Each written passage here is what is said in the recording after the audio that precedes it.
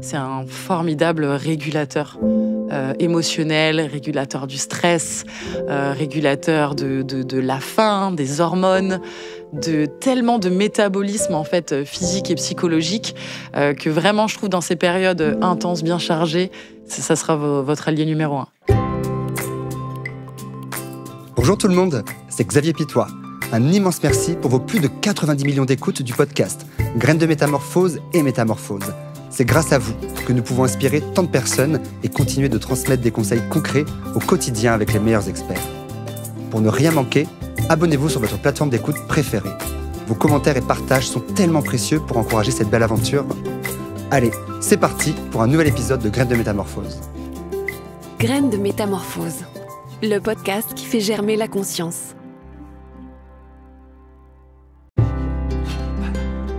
Et si on arrêtait de vouloir effacer le temps à tout prix ? La gamme Age Pro de notre partenaire Madara Cosmetics prend un tout autre chemin. Elle s'adresse aux peaux matures, à partir de 45 ans, sèches ou en perte de fermeté. Ici, pas d'injonction culpabilisante autour de l'anti-âge, mais une gamme issue de la recherche cellulaire avancée et du savoir-faire dermatologique de Madara, avec des formules ultra ciblées, enrichies en actifs naturels puissants pour soutenir les cellules, sublimer son âge et être en phase avec soi-même. C'est bio, 100% vegan, résultat prouvé, validé par des dermatologues. Et surtout, c'est une autre vision de la cosmétique, plus respectueuse, plus responsable, plus consciente. La gamme Age Pro est à découvrir sur madaracosmetics.fr avec moins 15% sur votre premier achat si vous vous inscrivez à leur newsletter. Parce que la beauté n'a pas d'âge avec Madara. Être en pleine forme, voilà un objectif universel. Mais derrière cette formule, que mettons vraiment ? Bien manger, bien dormir, bouger plus, certes. Mais que se passe-t-il quand on coche toutes ces cases et que ça ne suffit pas ? Quand on se sent encore fatigué, stressé ou déconnecté de soi ? Et si être en forme n'était pas seulement une histoire de routine santé, mais un travail plus intime, plus profond, entre équilibre intérieur, connaissance de soi et écoute de son corps ? Mon invité du jour est médecin généraliste, passionné de prévention, mais aussi connue du grand public depuis qu'elle a été élue Miss France.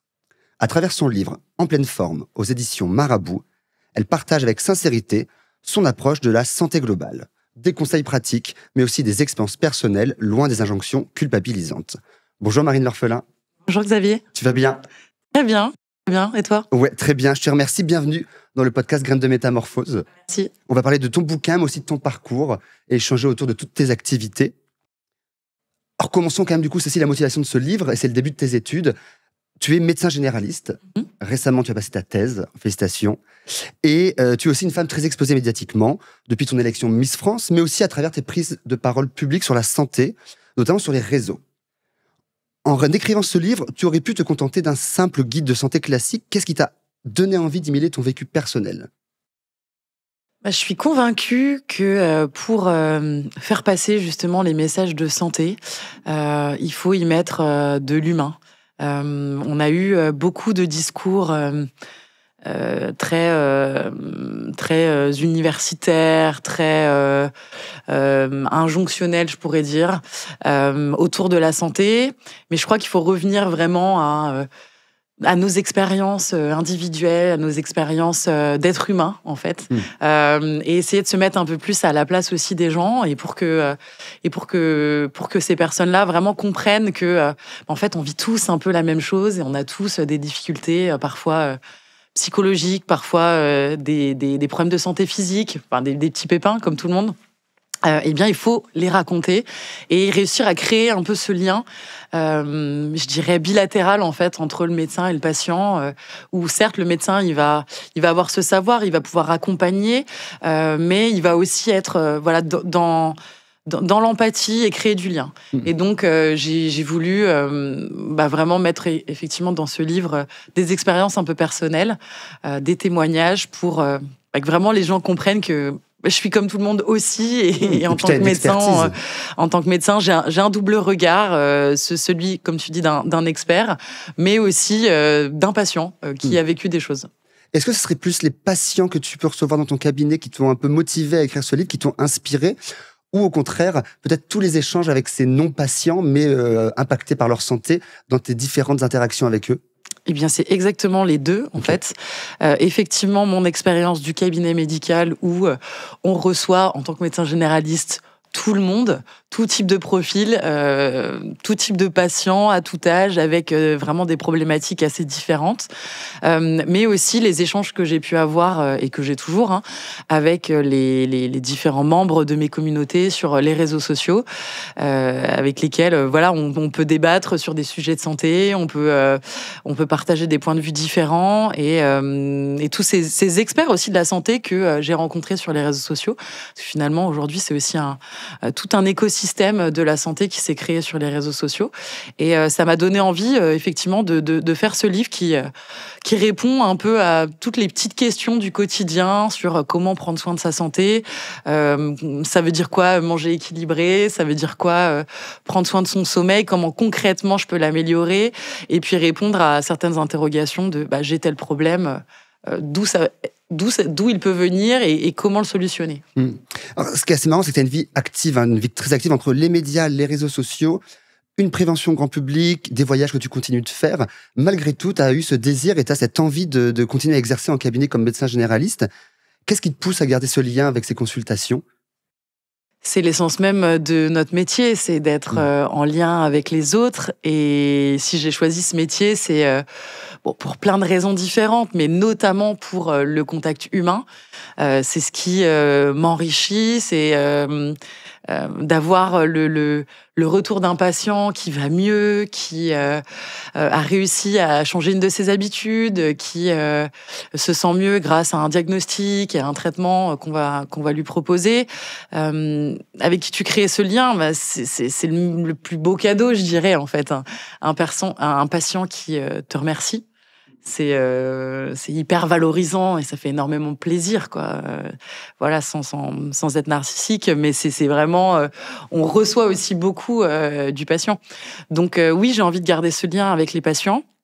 Après, c'est vrai que j'ai beaucoup d'activités à côté, donc je peux exercer mon métier, on va dire, en partie sur le terrain. Et puis j'ai choisi d'exercer mon métier du coup en faisant de la communication. Parce que je crois aussi qu'il faut avoir des médecins qui sont ces figures un peu communicantes, qui vont faire passer des messages de santé publique et qui vont permettre de faire diffuser un peu ces messages à travers justement tous les canaux qui existent aujourd'hui. Et c'est pour ça que je suis encore active sur les réseaux sociaux, que je m'y tiens et que j'y crois encore. En fait, je continue de faire de la prévention, de développer des formats, notamment sur ma chaîne YouTube, par exemple, j'ai développé toute une série de vidéos que je sors actuellement sur des sujets de santé mentale, qui sont encore des sujets assez tabous. Donc voilà, j'essaie d'utiliser un peu tous les canaux. J'ai aussi une chaîne TikTok sur lesquelles je parle de sujets plus légers, plus du quotidien et qui peuvent répondre aux attentes aussi d'un public plus jeune.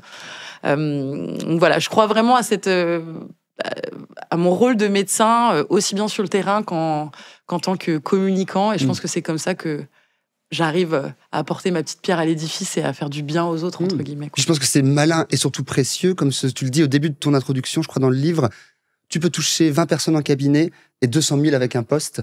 Et c'est vrai que c'est intéressant. Et si derrière, ça peut éveiller les consciences, ça peut sensibiliser les gens à faire de la prévention, ce que tu insistes, t'insistes dessus dans ton livre, c'est vrai que c'est assez super. Et alors c'est important, tu as choisi aussi d'intégrer dans ton bouquin des experts. Il y a vraiment la contribution de profils variés, que ce soit des psychiatres, des sophrologues, même un médecin esthétique. Quel est leur apport dans l'ouvrage, pardon? Est-ce que certains éclairages t'ont toi-même un peu surpris? Leur rapport, il est essentiel, en fait. En tant que médecin généraliste ou spécialiste, on ne peut pas tout savoir. On ne connaît pas tous les sujets. Moi, c'est vrai que mes sujets de prédilection concernent principalement la prévention, parce que c'est les compétences que j'ai développées et par mon intérêt énorme sur justement la prévention. Et donc, j'ai voulu intégrer ces experts parce que tout simplement, ils ont justement une expertise qui a une grande valeur. On peut pas, je vais pas d'un coup me positionner en tant que spécialiste esthétique ou sophrologue, ou voilà, même si j'ai des connaissances un peu variées en tant que généraliste. Évidemment, il faut donner la parole à ceux qui ont cette expertise pour les valoriser et puis montrer qu'en fait, quand on prend soin de leur santé, quand on prend soin de sa santé, eh bien, on doit avoir cette vision un peu 360 et savoir s'adresser justement aux bons professionnels pour répondre à telle question précise. Un généraliste, il saura justement être le chef d'orchestre et puis orienter un petit peu vers les professionnels. Donc j'ai cette vision, moi, un peu 360, on va dire, de la santé, où on peut tirer bénéfice de chaque métier, chaque professionnel de santé, du bien-être aussi. C'est pour ça que j'ai voulu intégrer une sophrologue, par exemple, qui explique qu'est-ce que c'est que la sophrologie, qu'est-ce que ça peut apporter concrètement. Parce qu'aujourd'hui, on peut aussi se perdre un petit peu dans tous les professionnels, on va dire, du bien-être qu'on peut voir un peu partout, qui prennent la parole dans les médias. Je trouve ça très bien, mais parfois on se perd un peu dans le rôle de chacun, finalement. À qui on peut s'adresser, à quel moment. Donc j'ai voulu un peu aussi recadrer, entre guillemets, et dire, dans telle problématique de troubles anxieux, j'en parle un peu dans le livre, dans le chapitre sur la santé mentale, les troubles anxieux, on va pouvoir trouver des réponses et de l'aide auprès d'une sophrologue, auprès d'une hypnothérapeute, en faisant de la méditation, par exemple. Donc, essayer de redonner aussi un petit peu des indications autour de ces différents métiers du soin et du bien-être. Et est-ce que ça m'apporte énormément, en fait, moi, d'échanger avec tous ces professionnels de la santé et du bien-être pour justement améliorer tout simplement ma pratique et pouvoir mieux conseiller mes patients en comprenant ce que font chacun d'entre eux. Je peux après mieux orienter mes patients. Oui, et puis du coup, t'enrichir, j'imagine, de ce que tu fais dans ton livre, plein de rituels, comme ça, plein d'exercices, plein de pistes à explorer. Et à ces sujets, donc il y a plein de routines très concrètes, qu'elles concernent le sommeil, l'activité physique, le soin du corps ou la santé mentale. On y reviendra évidemment précisément parce que c'est important. Est-ce que toi, personnellement, il y a un moment de ta journée que tu considères comme sacré? Un rituel un peu que tu ne lâches jamais, même en déplacement ou en période chargée? Alors moi, c'est plutôt le soir que je prends soin de moi, ou en tout cas, j'adopte un rituel qui vraiment me fait du bien. J'ai besoin souvent de faire des exercices de mobilité, un petit peu d'étirement, on va dire type yoga. Alors, ça peut être 5 minutes, 10 minutes, 15 minutes, en fonction vraiment du temps que j'ai à y consacrer. Mais voilà, ces exercices de mobilité qui vont me permettre de détendre un peu les tensions. Moi, qui suis quelqu'un quand même d'assez anxieux, un peu stressé, on a tous un peu ces réflexes. On va contracter ses trapèzes, on va être très, très, très tendu au niveau du cou, des cervicales et des épaules. Donc moi, ça me fait beaucoup de bien. J'ai longtemps eu des problèmes de dos aussi parce que j'ai grandi très vite. Je suis assez grande. Et donc, du coup, j'ai besoin aussi de redonner de la mobilité un peu dans le bas du dos. Tout ça, ça me fait du bien. Donc, j'ai ma petite routine mouvement. J'ai une petite routine aussi un peu skincare du soir pour prendre soin de ma peau, n'est-ce pas? Qui a ses petites imperfections et qui vieillit comme tout le monde, mais qui du coup a besoin aussi qu'on la chouchoute. Et un moment aussi un petit peu de respiration. J'ai vraiment intégré la respiration comme un moyen de justement réguler mon stress et de rentrer plus facilement dans le sommeil. Donc c'est vrai que très régulièrement, alors c'est pas forcément tous les jours, mais très régulièrement, je fais des exercices de respiration avant de m'endormir. Puis le yoga, c'est un peu un travail respiratoire aussi. Aussi, tout à fait. Corps et quand même respiration, je trouve beaucoup. Oui, tout à fait. Mais effectivement, moi, c'est vraiment, j'ai ces respirations, c'est plus un moment avant de me coucher où ça va me permettre de me vider la tête et tout simplement de faire baisser le rythme cardiaque, de commencer à s'apaiser et pouvoir faciliter l'endormissement. Et il y a aussi, alors moi c'est un exercice que j'ai vu qui m'a marqué parce que je me dis, moi j'ai souvent mal au dos, et l'exercice de la balle de tennis. Ouais. Contre le mur. On peut le partager, oui, ou sur le sol, je sais plus. Oui, alors on peut le faire contre un mur, on peut le faire au sol, avec effectivement une balle de tennis ou des rouleaux, par exemple, qu'on va pouvoir acheter dans les magasins de sport, des petites balles ou des petits rouleaux. Et l'idée, en fait, c'est de se faire des automassages avec ces petits outils. Tout simplement en plaçant la balle ou le rouleau à des endroits de tension musculaire. Donc souvent, c'est dans le bas du dos ou justement entre les épaules, entre les omoplates ou au niveau du cou. Et puis de se faire des automassages tout simplement. Donc avec le poids, en fait, la balle va appuyer sur nos muscles et puis on peut bouger comme ça et faire déplacer en fait cette balle et s'automasser. Et ça, c'est vrai que quand on est tout seul, si on n'a pas la chance d'avoir quelqu'un pour nous masser, on peut se faire du bien comme ça. Et vraiment, les massages vont permettre au niveau musculaire de vraiment faire relâcher les tensions et ça peut faire beaucoup de bien. Et tu suggères aussi les automassages pour le visage lors d'un soin un peu skincare. Effectivement aussi, c'est l'occasion un peu de prendre soin de soi en s'appliquant des produits de bonne qualité, évidemment, si possible bio et naturel. Et également derrière d'activer un peu ce contact avec la peau, quoi. Oui, complètement. Les automassages, c'est assez connu aujourd'hui dans les routines skincare de faire des automassages, mais ça va stimuler la circulation sanguine. Donc ça va permettre de dégonfler, de participer à l'éclat un peu du teint. Et puis ça va permettre aussi de booster un peu la production de collagène.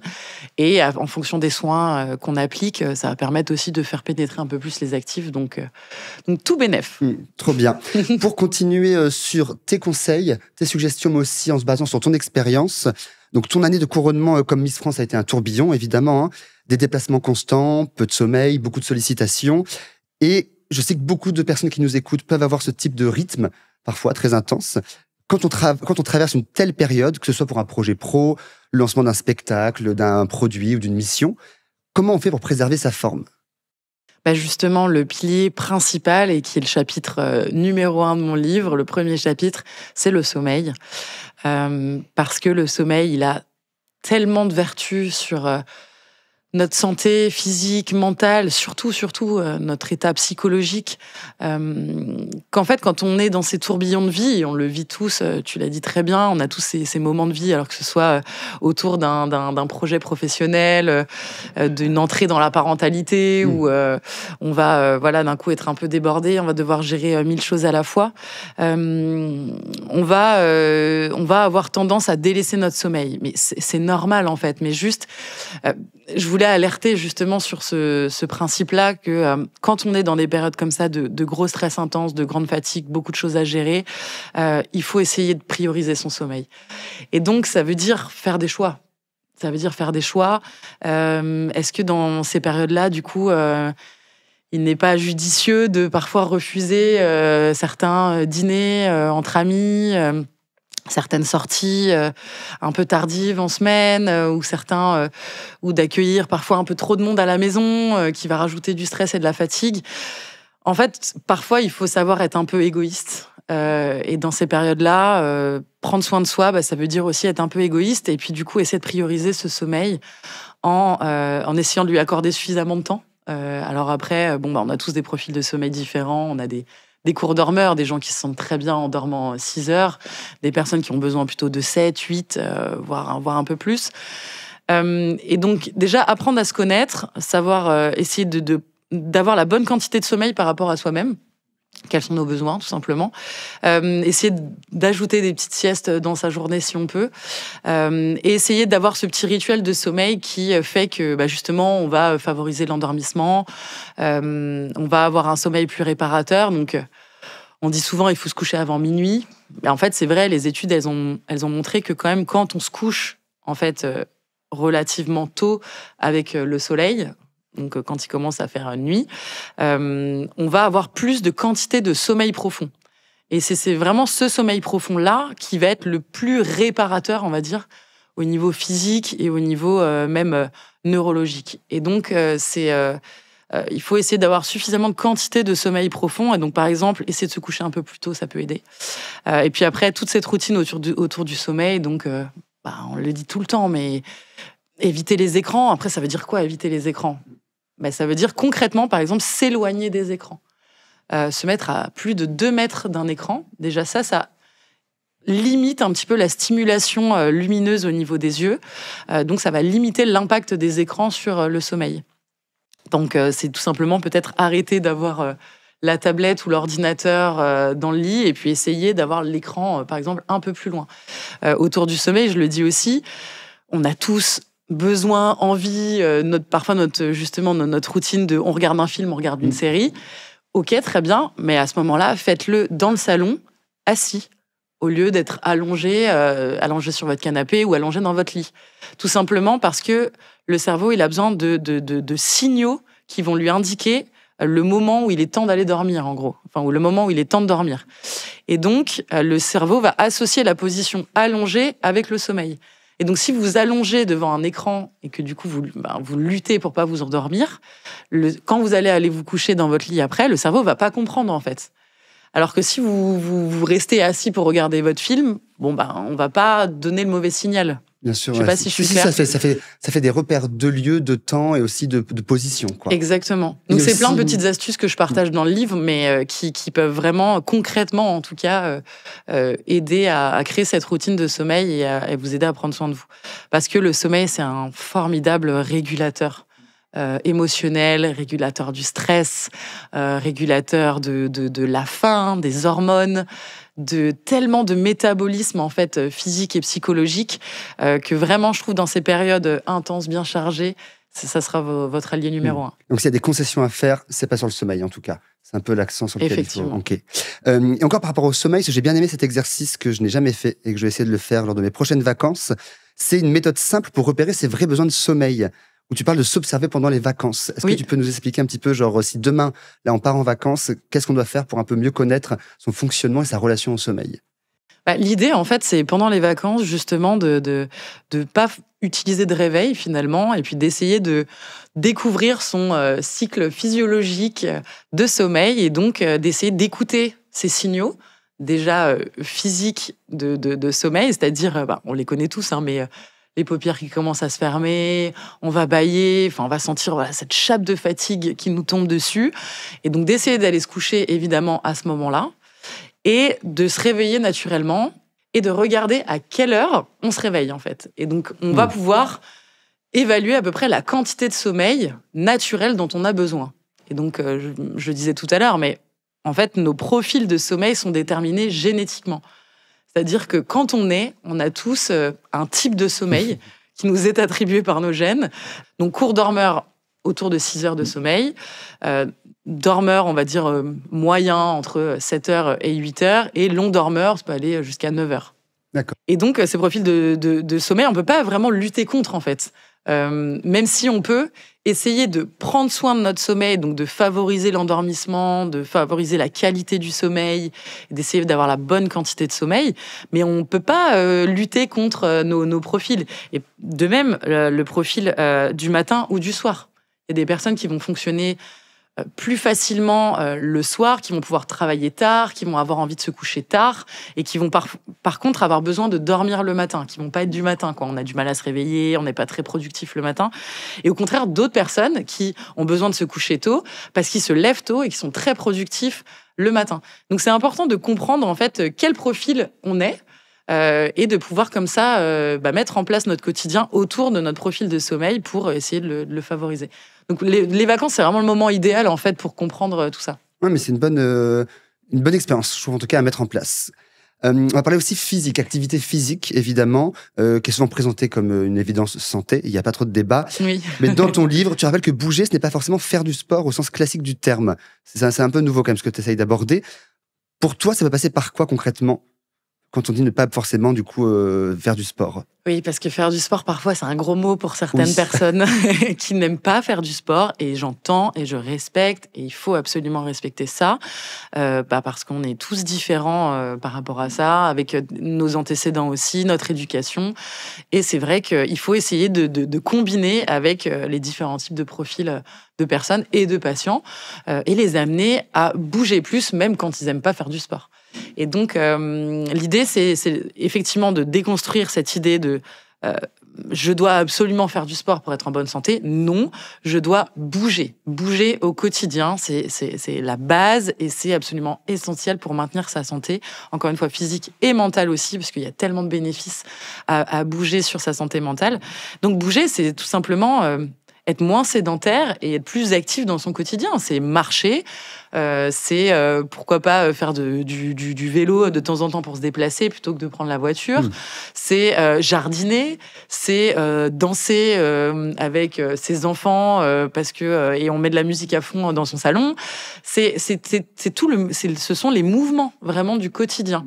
Donc ça, j'en parle dans mon livre, mais c'est aussi un de mes combats sur les réseaux sociaux, notamment, de faire comprendre aux gens en fait que l'essentiel, c'est vraiment de bouger plus dans le quotidien. Donc c'est de changer un petit peu notre mode de vie en remettant un peu plus de marche. Donc c'est anecdotique, mais passer un coup de téléphone, par exemple, même si pour le travail, quand on est au travail, mais on peut le faire en marchant, par exemple. On peut décider de prendre les escaliers. Et on peut, plutôt que d'appeler son collègue qui est au bureau d'à côté ou de lui envoyer un petit mail, on peut se lever de sa chaise et aller le voir. Pour sa pause déjeuner, on peut décider d'aller marcher 10 minutes et d'aller prendre la pause déjeuner dans un parc, par exemple, avec son petit tupperware. Ou d'aller au resto, mais peut-être un petit peu plus loin avec ses collègues. Enfin voilà, c'est vraiment de remettre le mouvement dans le quotidien et notamment la marche. L'homme est fait pour marcher, en fait. Oui. On n'est pas fait pour être assis dans nos canapés et sur notre chaise au quotidien. Alors, malheureusement, on l'est tous, en fait. On est tous sédentaires. Et donc, il faut essayer de lutter contre cette absence de mouvement et cette sédentarité trop présente aujourd'hui dans nos modes de vie. Et tu le dis, on peut être sédentaire et actif. Ouais. C'est un peu cette contradiction, effectivement, notamment les gens qui sont dans le secteur tertiaire, qui sont très assis derrière des téléphones et des ordinateurs. Il y a cette contradiction, même s'ils bougent le soir. Faut quand même faire ce petit coup de fil. En fait, c'est de la logique et du plaisir, quoi, que tu conseilles. Exactement. En fait, c'est très paradoxal et parfois certains patients sportifs ont du mal à le comprendre. On peut être sportif et sédentaire, ou actif et sédentaire. Si on passe plus de 7 heures assis par jour, on est considéré comme sédentaire. C'est la définition de la sédentarité. Donc, en fait, on l'est quand même un peu tous. Enfin, dès lors qu'on a, en tout cas, un travail derrière un ordinateur, on l'est tous. Et donc, oui, l'idée, c'est de retrouver des petites routines de mouvement, comme tu dis, de mettre du plaisir aussi à bouger. Donc, pour trouver du plaisir, ça va être tester. On peut tester plein de types d'activités différents, plein de sports différents. Moi, je crois vraiment qu'il y a une activité pour chacun, en fait, que chacun peut trouver quelque chose qui lui fait plaisir, qu'il trouve fun, et pratiquer aussi avec les autres, que ce soit avec ses proches, sa famille, ses amis. Essayer de se créer, pourquoi pas, des petits challenges ensemble, ou juste se motiver, se dire, allez, ça vous dit, ce matin, on va faire une petite balade, on va marcher, on va faire une rando. Ou... Voilà, je pense qu'il faut retrouver du plaisir pour soi-même et si on crée aussi du lien avec les autres, ça peut nous apporter aussi du plaisir. Complètement. Après, bien bouger, il y a aussi bien manger. Et dans ton chapitre Stop au régime, tu invites à se réconcilier avec l'alimentation. C'est ce lien qui parfois est abîmé, même chez des personnes en bonne santé. On avait un peu cette discussion avant que le podcast commence. Quels sont selon toi, et notamment d'après des patients que tu peux rencontrer, les blocages les plus fréquents de notre rapport à la nourriture aujourd'hui ? Et comment on peut faire pour un peu retrouver une relation apaisée, malgré qu'on soit très actif, très sportif En fait, ce qui est compliqué aujourd'hui, c'est que on a beaucoup étudié l'alimentation, étudié notre assiette, sensibilisé sur ce qui est bon, ce qui est pas bon, ce qu'il faut manger, ce qu'il faut pas manger, les différents types de régimes qui ont été tendance, pour ne pas les citer. Je vais pas les citer parce qu'on leur fait pas de pub hors des questions. Mais donc on a reçu, tout le monde en fait, on a tous été exposés à beaucoup d'injonctions autour de l'alimentation. Et je pense que ça a créé chez beaucoup de personnes justement de la frustration, parfois presque de l'anxiété autour de l'alimentation. Quand on lit qu'il y a beaucoup de produits qui sont cancérigènes, qu'il faut absolument éviter. Alors oui, c'est vrai, mais ça crée quand même beaucoup de stress et d'interrogation, quoi, en tout cas autour de notre assiette. Et donc, je crois beaucoup au principe déjà de revenir à l'alimentation équilibrée avec du plaisir, quoi, quand même. Donc, c'est-à-dire dans le quotidien, essayer de manger un peu tout, varié. En fait, le mot d'ordre, ça va être vraiment varié, parce que c'est ça qui va permettre d'apporter finalement tous les nutriments pour être en bonne santé et qui va limiter aussi l'excès de certains produits. Parce qu'en fait, si on varie, forcément, ça veut dire qu'on mange pas toujours la même chose et donc qu'on mange pas en excès certains produits, et trouver aussi du plaisir et de renouer un peu avec le plaisir de l'alimentation pour toutes ces personnes qui sont justement en difficulté avec leur alimentation, qui soient en surpoids, qui soient au contraire dans des situations de maigreur, de troubles des conduites alimentaires, ou de pratiques sportives où justement ils ont envie de faire un peu attention à leur alimentation, mais justement ils savent pas trop comment faire. Donc l'idée dans le livre en tout cas, et puis même c'est les messages encore une fois que je fais passer très régulièrement, c'est justement déjà de revenir à qu'est-ce que c'est l'alimentation équilibrée, variée, saine, simplement, sans diaboliser certains produits. Ne pas être obligé forcément de tout le temps aussi bien manger, se permettre parfois des écarts et être très à l'aise et surtout ne pas se culpabiliser. Je sais que c'est important, tu t'en parles un peu dans ton ouvrage aussi. Oui, complètement. Quand je disais effectivement sortir des injonctions, se faire plaisir, c'est accepter que notre alimentation, parfois, elle est un peu émotionnelle, elle est ce qu'elle est, elle doit s'adapter aussi à notre mode de vie, à notre quotidien, et donc parfois on peut pas toujours faire au mieux pour notre assiette, et parfois on a envie effectivement de se faire ultra plaisir avec comme on dit, un cheat meal ou enfin voilà, en tout cas un repas un peu plus riche mais qui juste va nous faire plaisir, ou de rester à table pendant 5 heures avec notre famille un dimanche. Et c'est OK, quoi. Oui, voilà, c'est aussi source de convivialité, quoi. Donc, exactement. L'alimentation, elle est source de plaisir, de convivialité, d'autant plus dans notre culture de Français, en fait. Nous, on a vraiment aussi... manger, c'est pas juste se nourrir, c'est partager. Et donc, revenir aussi, effectivement, à ça et l'accepter. Et je crois qu'en fait, c'est quand on sort, justement, quand on sort de notre tête tous ces calculs ou cette frustration, qu'on peut retrouver un rapport apaisé avec l'alimentation. Après, voilà, c'est vrai que certaines personnes sont en vraie souffrance avec leur alimentation parce que, ça peut être l'expression d'une souffrance psychologique, parfois même de troubles qui sont vraiment ancrés. Des personnes aussi qui, malheureusement, ont une tendance au surpoids, à l'obésité, etc., il y a une part aussi génétique dans ces problématiques-là. Et donc, c'est difficile pour ces personnes parce qu'elles ont l'impression de bien faire et finalement, elles n'arrivent pas à leur objectif. Et donc, pour ces personnes-là, essayer de retrouver effectivement ce rapport un peu plus apaisé avec leur assiette, mais elles vont avoir besoin d'un accompagnement, vraiment. Diététicien, psychologue, médecin, enfin, peu importe, mais en tout cas, quelqu'un qui sera à l'écoute et qui saura aussi les guider concrètement vers leurs objectifs. Et c'est l'une des spécialistes que tu invites, je crois, une psychiatre spécialisée en TCA, troubles du comportement alimentaire. Oui. Donc c'est vrai que c'est important aussi derrière d'aller voir des experts et des expertes sur des sujets très précis pour se faire accompagner, quoi. Complètement, parce que aujourd'hui, en fait, derrière, on parle beaucoup du surpoids et de l'obésité qui, effectivement, sont en croissance dans nos sociétés développées, dans tous les pays développés, et qui engendre vraiment des grosses problématiques de santé avec diabète, risque de certaines maladies chroniques, risque augmenté de cancer, etc. Sauf qu'en fait, souvent derrière des personnes qui sont en surpoids ou en situation d'obésité, pas tout le temps, mais souvent, il y a des problématiques de souffrance psychologique notamment, qui justement impactent leur manière de s'alimenter et qui vont faire que de temps en temps, ils peuvent avoir des crises de boulimie, manger énormément, en grosse quantité, un peu n'importe quoi. Après, ça va engendrer beaucoup de souffrance, de l'isolement, de la culpabilité. Et donc, l'idée, c'est aussi de lever les tabous sur ces troubles des conduites alimentaires qui peuvent concerner vraiment, vraiment beaucoup de personnes, et essayer de leur dire de se faire accompagner, d'aller consulter, d'oser en parler, parce que ça peut vraiment, vraiment les aider, quoi. Il y a vraiment des psychologues, des psychiatres, des médecins qui sont formés à accompagner ces personnes-là, vraiment spécifiquement, parce que ça peut parfois être un marathon, quoi, pour ces personnes. Il faut éviter d'être seul, quoi. Exactement. Et c'est toujours une démarche un peu holistique, corps et esprit, et c'est la troisième et un peu dernière partie de l'interview, mais que je sais qui est très importante pour toi, c'est la santé mentale, où tu évoques notamment dans ce bouquin, en te confiant un peu ta propre tendance à l'hyperactivité et un peu aux pensées un peu envahissantes. Quels outils, toi, personnellement, t'ont vraiment aidé, pour trouver cet apaisement un peu durable ? Alors, plusieurs outils, je dirais, mais déjà, la première phase, c'est accepter. Ouais.